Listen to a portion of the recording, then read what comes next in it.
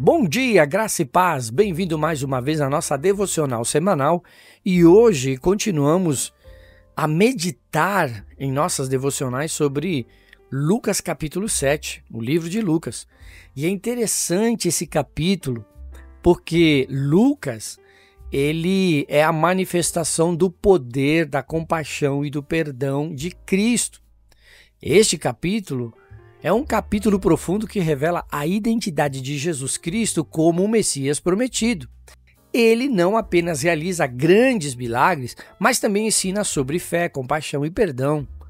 Para compreendermos melhor, vamos analisar cada evento desse capítulo com suporte bíblico e passagens bíblicas, esclarecendo o significado dessas ações. E o capítulo começa do versículo 1 até o versículo 10 sobre a cura dos servos do centurião, E essa fé surpreendeu Jesus. A passagem inicia com um centurião romano que busca a cura para o seu servo doente. O detalhe surpreendente é que esse centurião, sendo um gentil, não judeu, exibe uma fé tão grande que Jesus se maravilha com ele. Ele declara em Lucas capítulo 7, no versos 6 e 7, dizendo: Senhor, não sou digno de que entres debaixo do meu telhado, mas diz uma palavra e o meu servo será curado. Uau!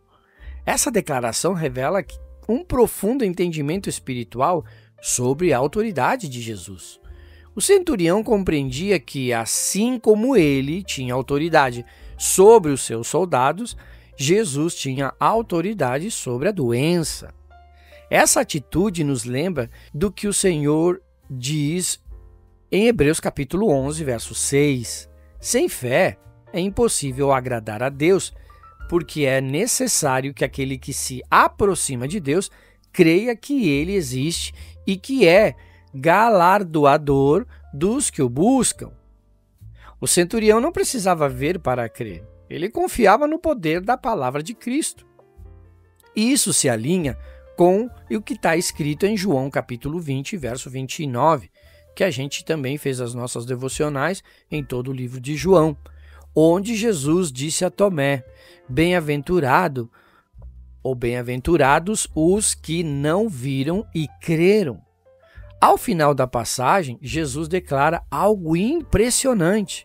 Veja só, nem mesmo em Israel encontrei tanta fé. Lucas capítulo 7, verso 9.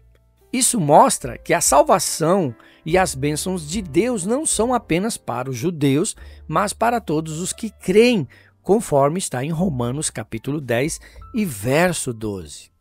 Na continuação, nós temos a passagem da viúva de Naim, a ressurreição do filho da viúva de Naim, registrada em Lucas capítulo 7, do verso 11 ao 17, o poder sobre a morte. Pouco depois, Jesus encontra uma viúva que perdeu seu filho, como eu mencionei a recém, seu único filho, na entrada da cidade de Naim. Isso não era apenas uma tragédia emocional, mas também social e econômica, pois sem o marido e sem filho, essa mulher estaria vulnerável e sem sustento e com certeza ela ia morrer. O texto diz que Jesus se moveu de íntima compaixão em Lucas capítulo 7, verso 13. Isso nos lembra o que está também escrito em Hebreus capítulo 4, verso 15, onde diz que Jesus é o sumo sacerdote que se compadece de nossas fraquezas. Jesus então toca o caixão e ordena: jovem, a ti te digo, levanta-te, no versículo 14. A resposta imediata do jovem nos lembra do que está também em João capítulo 11 e verso 25, onde Jesus diz: eu sou a ressurreição e a vida. Quem crê em mim, ainda que esteja morto, viverá. Glória a Deus! Olha, meus irmãos, que palavra poderosa. E aqui, Jesus está se referindo à ressurreição físico e no espiritual, tá bom? Aqui vemos um prenúncio da ressurreição futura e do poder absoluto de Jesus Cristo sobre a morte. O povo, tomado de temor, glorificou a Deus e declarou: Deus visitou seu povo. Interessante isso, né? Em Lucas capítulo 7, verso 16, o povo declara: Deus visitou o seu povo. Engraçado, né? E interessante também ao mesmo tempo que essa expressão remete ao que está escrito lá em Êxodos, capítulo 4, verso 31, quando Deus visitou Israel no Egito para libertá-los da escravidão. Ou seja, Jesus é a visitação suprema de Deus à humanidade para trazer libertação e vida eterna. Glória a Deus, aleluia. Tome posse dessa palavra, meu querido. Continuando, caminhando nesse capítulo 7, a partir do versículo 18 ao 35, nós encontramos João Batista preso, né? E levanta uma dúvida, né? Um conflito entre a expectativa e a realidade. Que o pessoal estava aí falando que Jesus Cristo é um herege, que era usado por demônio, etc, etc. Mas olha só que interessante. Mesmo João Batista, o profeta que preparou o caminho do Senhor, teve um momento de dúvida. Preso por Herodes, ele envia os discípulos para perguntar a Jesus: És tu aquele que haveria de vir, ou devemos esperar outro? Em Lucas 7,19. Uau, meus irmãos! O profeta João, hein? Olha só que teve esse momento de dúvida. Batizou Jesus e testemunhou a descida do Espírito Santo, em Lucas capítulo 3, verso 22. Então, por que essa dúvida? A resposta pode estar na expectativa messiânica. Muitos judeus esperavam que o Messias fosse um líder político e guerreiro, que libertaria Israel do domínio romano. Mas Jesus não estava levantando um exército. Ele estava curando, ensinando e perdoando pecados. Jesus responde a João como resumo escrito no livro de Isaías, capítulo 35, verso 5 e verso 6, e também Isaías, capítulo 61 e verso 1. E eu faço questão que você escreva e vá lá e leia, né? Essa verdade, que descrevem a missão do Messias. Os cegos veem, os coxos andam, os leprosos são purificados, os surdos ouvem, os mortos são ressuscitados, e aos pobres é anunciado o evangelho. Aleluia, versículo 22. Isso ensina que o reino de Deus não vem pela força militar, mas pelo poder transformador do amor de Cristo. Ao elogiar João, Jesus diz: entre os nascidos de mulher, ninguém é maior do que João. Lucas 7, verso 28. Mas ele acrescenta: o menor no reino de Deus é maior do que ele. Isso indica que aqueles que vivem sobre a nova aliança em Cristo terão uma revelação maior do que João Batista teve. Amém, meus queridos? Ou seja, os rumores da sociedade da época estavam dizendo que Jesus não era o Messias. E como João estava preso, falou: será que é mesmo? Mas olha, eu vi o Espírito Santo descer. O Espírito Santo me revelou que quem era o Messias, que era Jesus. Mas será mesmo? Meus irmãos, muitas vezes aqui nós podemos entender que João estava preso, vulnerável fisicamente, e gerou essa dúvida. Mas, olha o interessante, ele foi procurar resposta na fonte. Todos nós podemos ter dúvidas, mas as respostas bíblicas estão na Bíblia. O Espírito Santo nos revela. Então, assim como João buscou a revelação na fonte, nós devemos também, se tivermos alguma dúvida, buscar na fonte, não em pessoas que não tenham conhecimento espiritual e da palavra.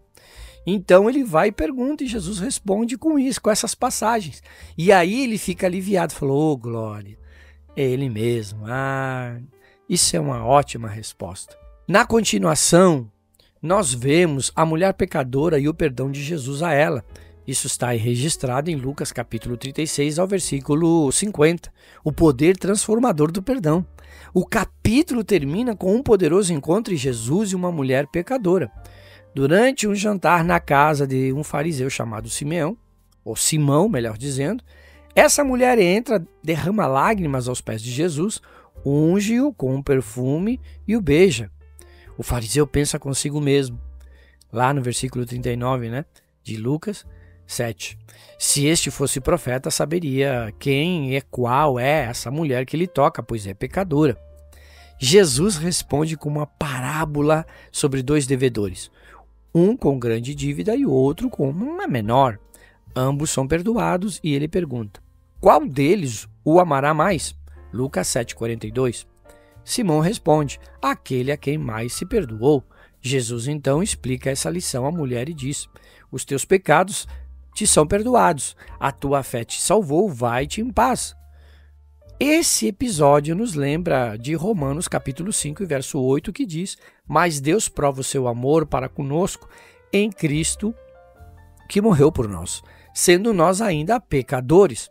Essa história ensina que o amor genuíno por Deus nasce do reconhecimento da profundidade do seu perdão. Olha que mensagem maravilhosa Jesus nos deixa nesse capítulo. E a conclusão que podemos chegar, que nesse capítulo nós aprendemos várias coisas importantes. Primeiro, que a fé verdadeira não depende de rituais, mas da confiança na autoridade de Jesus Cristo, que vemos no início com a história do centurião. Jesus tem compaixão e poder para restaurar nossas vidas, que foi na passagem do filho da viúva, da ressurreição do filho da viúva. Até os mais fortes na fé podem ter dúvidas, mas a palavra de Deus nos fortalece. A passagem que vemos de João Batista preso e teve dúvida. O amor de Deus cresce à medida que entendemos o quanto fomos perdoados. A mulher pecadora. Ou seja, esse capítulo nos ensina que Jesus Cristo veio não apenas para curar fisicamente, mas para restaurar espiritualmente aquele que nele crê. Aleluia! Então, nesta manhã, tome posse dessa palavra. Você é poderoso na presença de Deus, você é forte. Nós somos lavados e remidos no sangue do Cordeiro de Deus. E não tem como dar errado, sabe por quê? Porque a primeira e a última palavra vem de Deus para nos abençoar sempre. Vamos orar?